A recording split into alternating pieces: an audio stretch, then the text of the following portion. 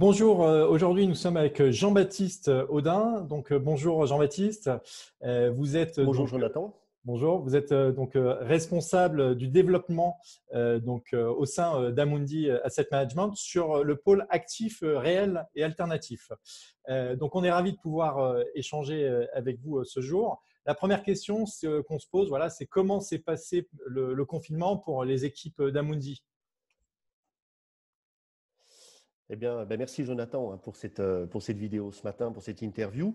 Eh bien, un confinement qui se passe bien, qui s'est bien passé, qui continue de bien se passer, et un confinement qui se caractérise par un recours massif, comme la plupart, je pense, de nos confrères, au télétravail. Plus de 80% de l'effectif est en télétravail. Et donc, l'objectif fondamental de la mise en place rapide de ce télétravail, c'est d'assurer les fonctions essentielles d'une société de gestion, et qui plus est aujourd'hui d'une société de gestion immobilier pour le cas de nos échanges. Les fonctions essentielles qui sont la continuité d'activité, l'accompagnement et la relation avec nos trois types de clients, que sont les locataires, évidemment, nos distributeurs et également les associés porteurs de nos SCPI. Donc ça, c'était vraiment l'objectif majeur qui fonctionne totalement, parce qu'on se rend compte à l'aune maintenant de ces 2 mois, que le recours au télétravail fonctionne très bien. Ça permet de suivre et de poursuivre les fonctions essentielles d'accompagnement.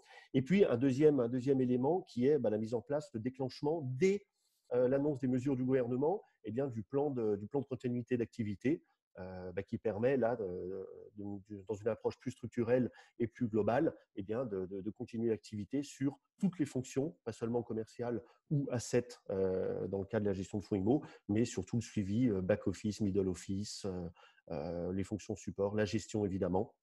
La Donc un souscription aussi, confinement qui se passe bien. on peut continuer de souscrire pendant cette période, c'est possible?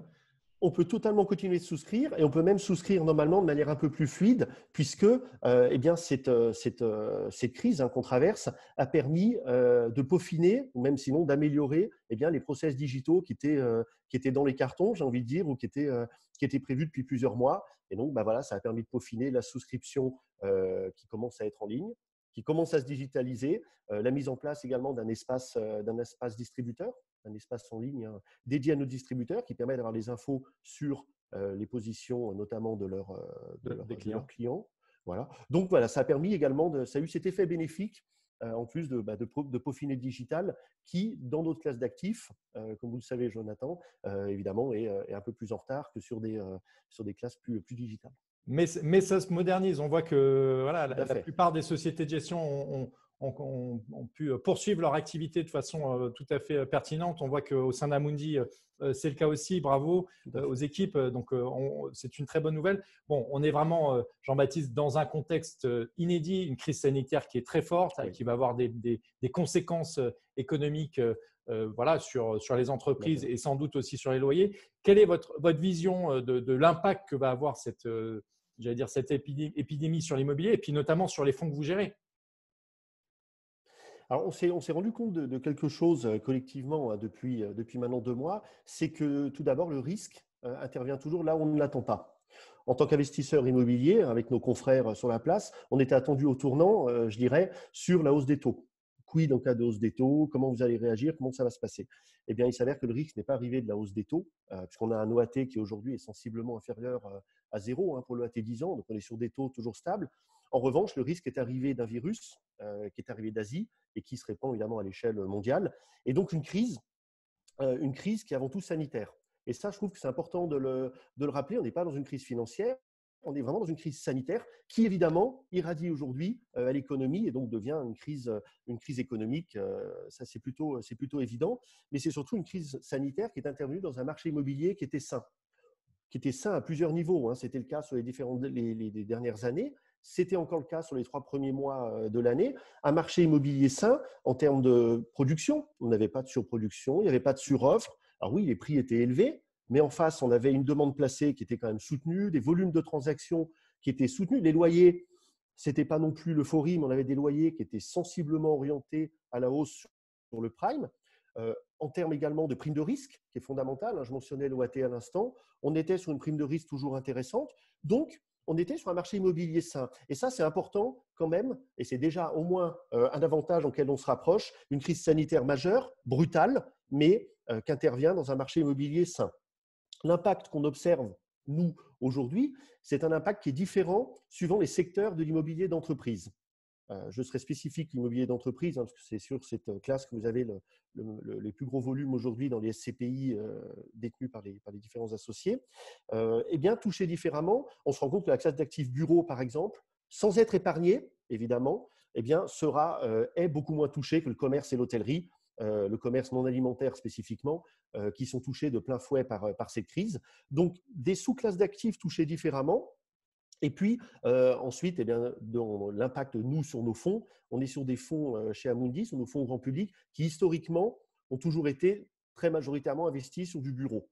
C'est-à-dire que le commerce, l'hôtellerie étaient investis à titre de diversification. Il n'empêche que même si on était investi à titre de diversification, ça représente moins de 20% au global de nos portefeuilles, mais il n'empêche que sur ces diversifications, eh bien, le travail d'asset aujourd'hui est fondamental. Le travail des asset managers dans nos équipes est fondamental pour accompagner au quotidien les locataires de la classe d'actifs commerce et hôtellerie spécifiquement, avec bienveillance.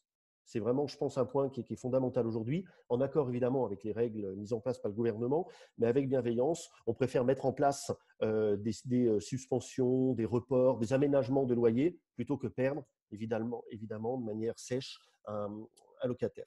Et quelque part, c'est aussi participer à l'économie, à la relance de l'économie. Les locataires en ont besoin. Donc, il y a une forme de solidarité dans la gestion et de bienveillance, parce que c'est le terme que vous avez utilisé, dans la gestion avec les locataires des SCPI. Je pense que les épargnants sont vraiment clairement en mesure de le comprendre. Votre vision sur les autres, j'allais dire, pendant de l'immobilier d'entreprise, quel est-il? Alors, sur les autres pendants, sur la logistique, on se rend compte qu'il n'y a pas de sujet pour l'instant. Hein, c'est beaucoup moins touché, évidemment, que le commerce et l'hôtellerie, encore une fois, qui sont en frontal. Sur le bureau, là encore, le bureau est touché différemment. Nous, on est vraiment sur des actifs et sur des stratégies Core Plus qui visent majoritairement des actifs prime. Donc, de manière concrète, c'est des actifs plutôt de taille importante, plutôt avec des locataires qui, en général, sont des signatures assez solides. Et là-dessus, on observe que pour le moment, mais encore une fois, hein, on n'a pas de boule de cristal et c'est à l'aune des premiers mois, on se rend compte qu'il y a quand même une certaine résilience, une certaine résistance sur le bureau prime, puisqu'encore une fois, en face, vous avez des locataires qui, même dans un contexte de recours large au télétravail par leurs salariés, eh bien, des locataires dans le service, dans le conseil, par exemple, continuent de remonter les loyers. Donc, sur le bureau, on n'a pas d'inquiétude à court, moyen terme. C'est plus au niveau, encore une fois, du commerce et de l'hôtellerie où il faut être particulièrement attentif et accompagner les locataires. On peut peut-être le dire pour peut-être un peu rassurer voilà, les auditeurs qui vont nous écouter. Le bureau, voilà, plutôt positif. Le commerce, une zone d'inquiétude, mais il faut quand même le rappeler, sur les SCPI, c'est plutôt des pieds d'immeubles, donc des commerces qui sont accessibles directement depuis la rue. Très peu au final de galeries commerciales et de centres commerciaux qui sont principalement au final détenus par des foncières cotées. Donc là-dessus, c'est vrai qu'il y a une inquiétude supérieure à avoir. Je pense que les Français, ils ont envie aussi d'aller soutenir ces locataires, ces commerçants. Au sein de Meilleur SCPI, on a lancé l'initiative J'aime mes locataires qui va sortir d'ici quelques jours pour faire en sorte que les épargnants puissent aller consommer chez leurs locataires. C'est très important. On a une responsabilité dans tout ça. Voilà, on a une vision un peu de votre vision, j'allais dire, marché. Quelles sont les perspectives pour vos SCPI en quelques instants? Qu'est-ce que vous anticipez? Alors, ce qu'on anticipe, eh bien, on a fait dès les premiers bruits, je dirais, de cette crise, hein, qui eux ont commencé évidemment à résonner bien avant le mois de mars. Notre équipe de recherche chez Amundi Asset Management au global, eh bien, ont mis en place des scénarios de marché, qui anticipent non pas un retour à la normale, puisque ça ne sera pas le cas, mais en tout cas une amélioration de la conjoncture économique. C'est ce qu'on anticipe et c'est ce qu'on espère, hein, c'est notre scénario majeur. Un retour donc à une amélioration sur le dernier trimestre. Donc, fort de ces prévisions et de ces anticipations, eh bien, nous, sur les fonds investis en actifs réels, hein, spécifiquement sur les fonds immobiliers, nous avons adapté la stratégie en fonction. Et donc, de manière très concrète, hein, on a fait tourner des simulations, des stress tests, pour utiliser le terme dédié, des simulations qui ont une approche vraiment maximaliste. Et c'est vraiment ce qu'on a voulu faire, une approche maximaliste qui est volontairement peut-être pessimiste. On a imaginé le scénario du pire pour pouvoir construire demain la situation du meilleur, j'ai envie de dire. Et donc, de manière très concrète, sur nos SCPI, eh bien, nous avons décidé, par exemple, c'est un impact majeur et que nos associés ont maintenant vu et sont informés à l'heure où on parle, eh bien, nous avons décidé d'adapter, par exemple, les acomptes prévisionnels trimestriels de l'année. Nous les avons abaissés sensiblement de 30%, pour être totalement précis, sur le premier, le deuxième et le troisième trimestre, pour éviter les soubresauts, les à-coups, puisque, encore une fois, l'objectif principal d'Amundi sur cette classe d'actifs, et c'est la raison pour laquelle, vous le mentionniez, Jonathan, les associés, les investisseurs entrent sur la classe d'actifs immobilières, c'est d'être exposés sur l'économie réelle et surtout d'avoir un lissage, une stabilité des rendements. Pour assurer cette stabilité des rendements, la prudence, elle est de mise. La prudence, elle est de mise au sein d'Amundi. Fondamental. Bon, quelque part, c'est vrai, de prendre cette décision d'abaisser 30% le dividende, oui. C'est une décision engageante voilà. Mais quelque part, les épargnants sont là sur une durée de très long terme, durée de détention moyenne plus de 20 ans sur les SCPI. Donc, quelque part, voilà, avoir une année qui est un peu compliquée, c'est normal. Ça fait partie un peu, entre guillemets, de la règle du jeu. Oui, on est là sur une durée très pérenne. Votre vision sur le marché, donc, elle est claire sur ces dividendes qui vont être ajustés, mais ils pourront être ajustés à la hausse en fin d'année. C'est un peu peut-être le message qui peut se dessiner si jamais il y a reprise. C'est tout à fait ça, c'est tout à fait l'idée, Jonathan. C'est que vraiment le dividende s'analyse à l'aune de l'année, un dividende annuel sur une SCPI. Là, en trimestriel, nous sommes sur les acomptes prévisionnels. Alors, il n'empêche qu'il y a un impact majeur. Quand vous baissez 30% en acompte prévisionnel, évidemment, vous avez 30% de moins sur le coupon qui est détaché sur le trimestre. Il n'empêche qu'effectivement, nous analyserons à l'aune de l'année, quand nous aurons vraiment 4 trimestres complets, c'est-à-dire début 2021, eh bien, la situation pour peut-être également avoir recours aux réserves, puisque c'est l'intérêt de SCPI géré de manière prudente, comme vous le mentionniez, c'est qu'on a des réserves. Eh bien, encore une fois, début 2021, on analysera la situation, parce qu'on aura une vision beaucoup plus nette de cette situation. On analysera la situation pour adapter le dividende et essayer peut-être de se rapprocher du dividende prévisionnel qui, lui encore, est annuel. Le credo est vraiment prudence et résilience des stratégies aujourd'hui plus que jamais, puisque on est sur des actifs réels, on est sur une classe d'actifs illiquides, donc l'objectif est d'être le plus prudent dans l'accompagnement de nos locataires, dans la gestion des actifs et dans la gestion du véhicule au global. Au final, tout ça pour l'intérêt de l'épargnant. Le mot de la fin, est-ce que vous avez une bonne nouvelle à nous partager, Jean-Baptiste ? J'espère que ça sera considéré comme une bonne nouvelle, effectivement. La bonne nouvelle, c'est que malgré un contexte de crise qui est brutal, même si elle est brutale, elle sera transitoire, mais dans ce contexte-là, nous sommes toujours en capacité totale d'investir aujourd'hui.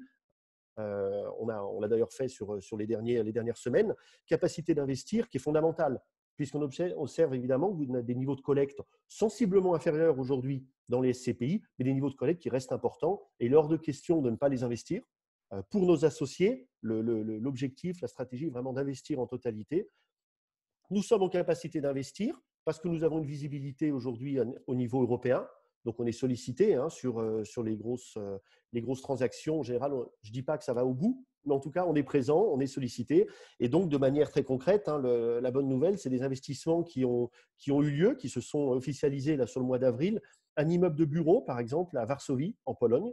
Donc, de l'immobilier de bureau très prime qui nous permet, nous, de diversifier géographiquement sur un actif de qualité. Également, en termes de diversification, cette fois, une plateforme logistique en Allemagne, dont l'utilisateur principal est Zalando. Zalando que tout le monde connaît, puisque c'est un acteur majeur aujourd'hui du commerce électronique qui, lui, fonctionne très fort, comme vous l'imaginez. C'est plutôt évident dans le contexte de confinement ou de récent déconfinement qu'on vit. Et puis, également un actif à Barcelone, un actif de bureau qui permet encore une fois de déployer la collecte de nos fonds sur des actifs de qualité en lien avec la stratégie tout en diversifiant géographiquement. Voilà, j'espère que c'est une bonne nouvelle. Voilà, j'allais dire le mot de la fin, c'est la diversification, qu'elle soit typologique ou même d'un point de vue sectoriel. On vous remercie beaucoup, donc Jean-Baptiste Audin. Je rappelle, vous êtes donc le responsable du développement sur les actifs réels et alternatifs au sein d'Amundi. On vous remercie. On fera un point avec vous prochainement et à très bientôt. Avec grand plaisir. Merci Jonathan. Au revoir, à bientôt.